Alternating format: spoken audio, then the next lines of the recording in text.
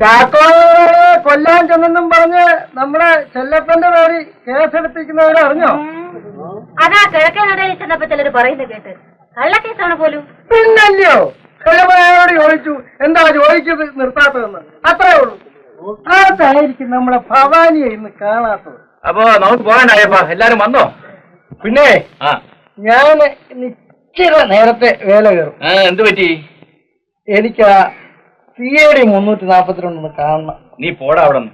ഉടമ്പടി പ്രകാരം എന്റെ ജോലി ചെയ്തെങ്കിലും എനിക്ക് പണം വാങ്ങാൻ നോക്കൂ. നിനക്ക് 534 കണ്ട് നടന്നാ മതി. അണ്ണ വരുന്നു ഭവാനി. ഞാൻ വിചാരിച്ചു ഭവാനി വരികയില്ലെന്ന്. ജോലി ചെയ്യാതിരുന്ന പിള്ളേർക്ക് വയറ്റിന് വല്ലതും കൊടുക്കണ്ടായോ? ഭവാനി ചേച്ചി വന്നില്ലെങ്കിൽ ജോലിക്കൊരു ഉഷാറില്ല. അപ്പൊ അമ്പലപ്പുഴ നീ ഇവരെയൊക്കെ വിളിച്ചോണ്ട് നടന്നാ ഞാൻ വന്നേക്കാം. എല്ലാരും പറഞ്ഞു.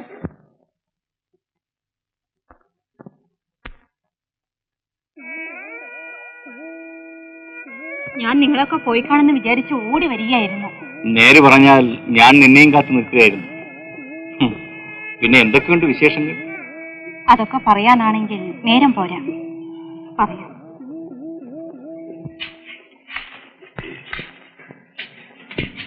അങ്ങേരെ ഒളിവിലായിരിക്കും. എനിക്ക് മതിയായി ഗോപാലൻ ചേട്ടാ. ആ മനുഷ്യന്റെ കൂടെയുള്ള പൊറുതി എനിക്ക് മതിയായി. അവൻ നേരത്തെ അങ്ങനെയാ, ഒരു മോശടനാ.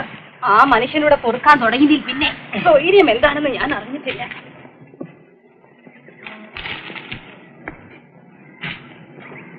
അയ്യോ, ഭവാനി ചേച്ചിയെ കണ്ടാ പെട്ടതാന്നേ തോന്നത്തില്ല.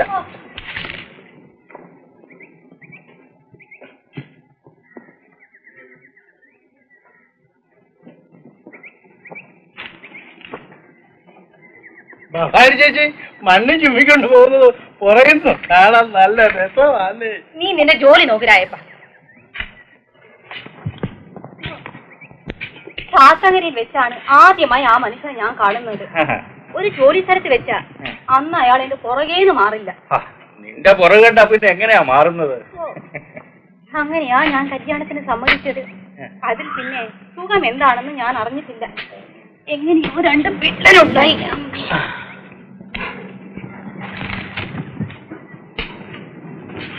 അല്ല, ചെല്ലപ്പൻ ചേട്ടൻ ഒളിവില്ലല്ലയോ? ഞാൻ വൈകുന്നേരം കൂലിയും വാങ്ങിച്ചോണ്ട് അങ്ങോട്ട് വരട്ടെ. കുറിയിട്ടമ്പുരാട്ടി നിന്റെ ഇളനീർ കൊട്ടമിന്നൊട്ടയ്ക്കും ഞാൻ.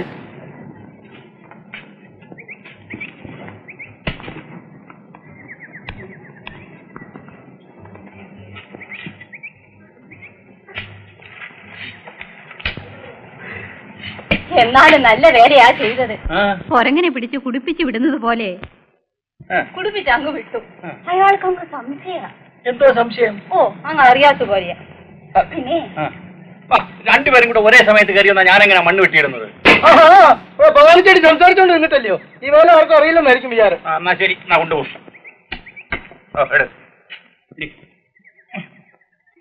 കൊണ്ടുപോ. എന്തുണ്ടായി ഭവാനി? എന്തുണ്ടായിന്നോ? എന്റെ ആയുസിന്റെ വലിപ്പം കൊണ്ടാ ഞാനിവിടെ നിൽക്കുന്നത്. അല്ലെങ്കിൽ ഞാനിവിടെ വരില്ലായിരുന്നു. എന്ത് പറ്റിയെന്ന് പറ. എന്ത് പറ്റിയെന്നോ ഞാൻ പറയാം. എന്തോന്നോ ഗോപാലൻ ചേട്ടാ,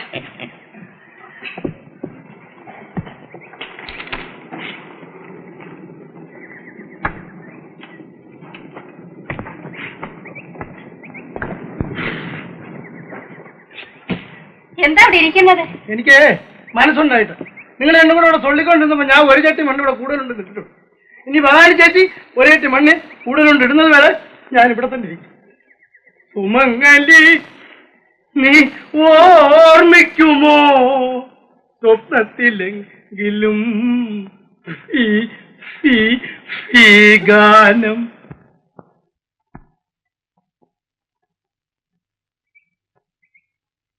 എന്താ ഇപ്പൊ ചോറുണ്ടെന്ന് തോന്നില്ലേ?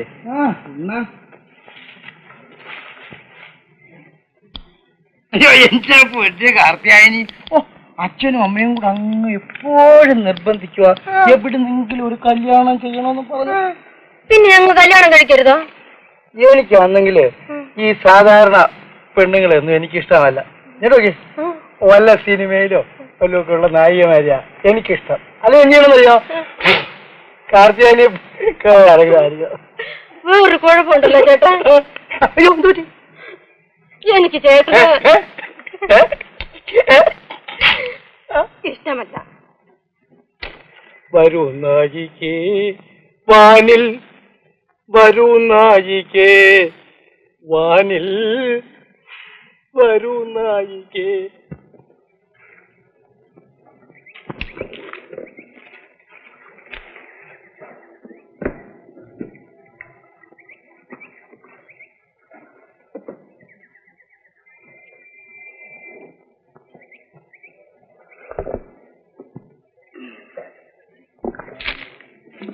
നീ ഉച്ചയ്ക്ക് കഴിക്കാൻ ഒന്നും കൊണ്ടുവന്നില്ലേ ഭവാനി?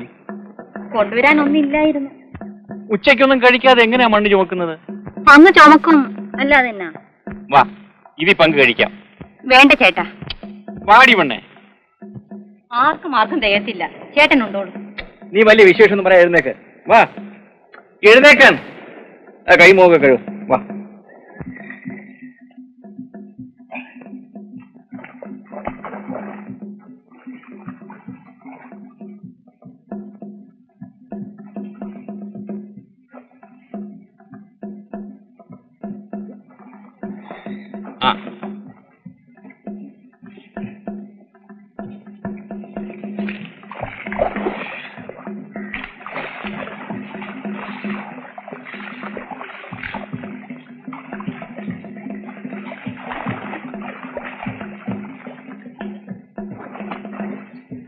നീ അങ്ങോട്ട് ചെന്ന് ഒരു ഇലയും എടുത്തോണ്ട് വാ. ചേട്ടനുണ്ടേച്ച് ഒരു പിടി ചോറുതിൽ വെച്ചേച്ചാ മതി. ഒരു പിടി മതി.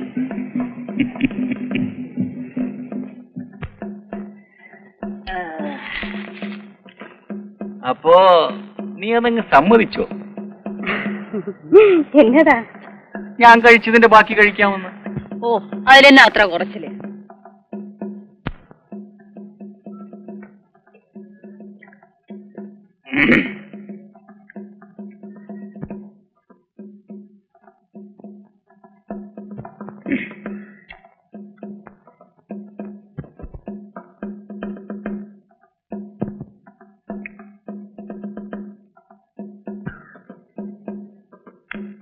ഭവാനി, എന്തെങ്കിലും ഒന്ന് മിണ്ടടി.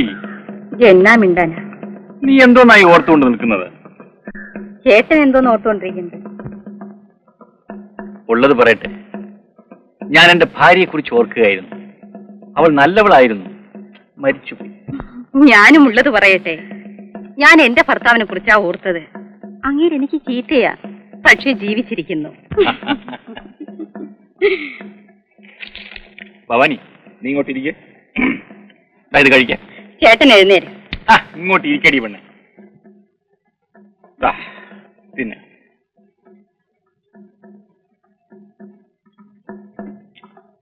ഭവാനി, നീ എന്റെ അടുത്തിരുന്ന് ഈ പാത്രശേഷം ഉണ്ടെന്ന് കാണുമ്പോ എന്റെ മനസ്സിന് എന്തുമാത്രം സന്തോഷമുണ്ടെന്നറിയാമോ? എനിക്കങ്ങ് പേടിയാവുന്നു ചേട്ടാ. എന്തിന്? ജോലിക്കാരെങ്കിലും പിള്ളേരുടെ തന്തേരെ ചെവി കൊണ്ടു ചെന്ന് എത്തിച്ച അവരുടെയൊക്കെ യൂണിയൻ നേതാവല്ലയോ? ഓ, അവൻ നിന്നെ ഉപേക്ഷിച്ചതേമായിരിക്കും. ഉപേക്ഷിക്കട്ടെ. എഴുന്നേറ്റ് ചെന്ന് കൈ കഴുവ്.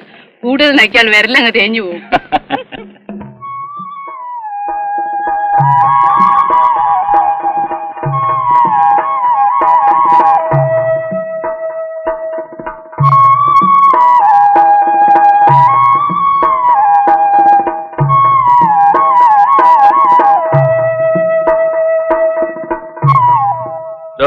എന്താടാ നീ എപ്പോഴും തല ചീവ? ഇതിന്റെ തല പേരുണ്ടോടാ?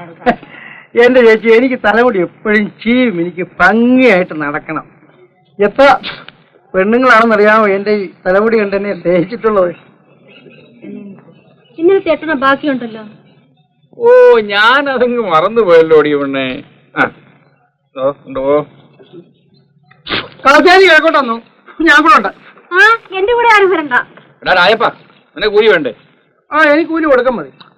ആദ്യം നേരത്തെ വീട്ടിൽ പോടാ. കൊണ്ടുപോ. നീ പോയില്ലേ? അല്ല, ഭവാനി ചേച്ചി പിന്നെ വടക്കോട്ടാണോ? ഞാൻ കൂടെ ഇല്ല, ഭവാനി ചേച്ചി മേലോട്ടാ പോകുന്നത്. നീ പോകുന്നോ? നിങ്ങളെല്ലാം വരണേ. ഇവര് മാത്രം ഇവിടെ നിൽക്കട്ടെ. ഓടാ അവിടെ.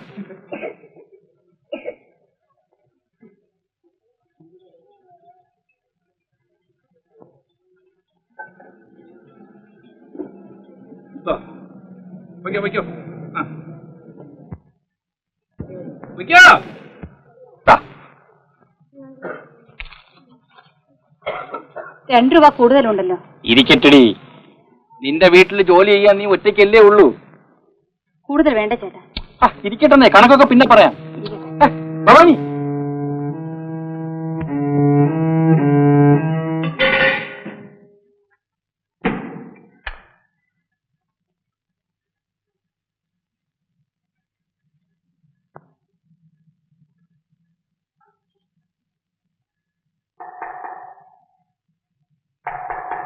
ആരാ അത്?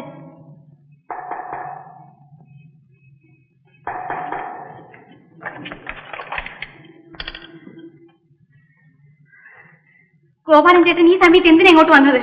എനിക്കെന്താ നിന്റെ വീട്ടിൽ വന്നുകൂടെ? അത് തെറ്റാണ് ചേട്ടാ. ആ മനുഷ്യനെ പോലീസ് അന്വേഷിച്ച് നടക്കുന്നു. ഈ അവസരത്തിൽ ആ സമയത്ത് ചേട്ടൻ ഇങ്ങോട്ട് വന്നത് തെറ്റാണ്. ഞാൻ ഇങ്ങോട്ട് കാര്യം വന്ന് ആരും കണ്ടില്ലല്ലോ. ഞാൻ കഥ കടച്ചേരെ. ആര് കണ്ടില്ലെങ്കിലും ഉറങ്ങിക്കിടക്കുന്ന ഈ കുഞ്ഞുങ്ങളെ ഞാൻ കാണുന്നുണ്ട്. ആ മനുഷ്യൻ എത്ര വൃത്തികെട്ടവനാണെങ്കിലും എന്റെ കുഞ്ഞുങ്ങളുടെ അച്ഛനെയാണ് പോലീസ് അന്വേഷിച്ച് നടക്കുന്നത്. ദൈവത്തോർത്ത് ചേട്ടൻ ഇവിടെ നിന്ന് ഇറങ്ങിപ്പോണം. ഇറങ്ങിപ്പോകാനാണ് ചേട്ടാ പറഞ്ഞത്.